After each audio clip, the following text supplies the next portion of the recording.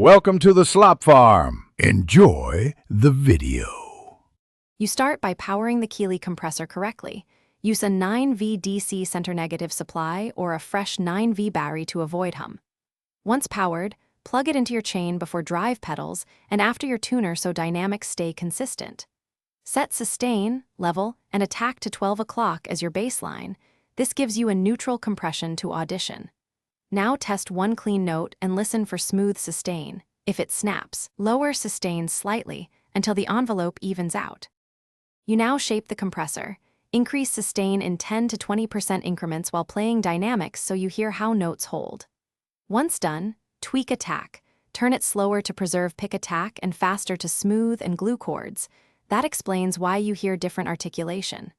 Make sure level matches your bypassed volume so you are comparing tone versus compression accurately.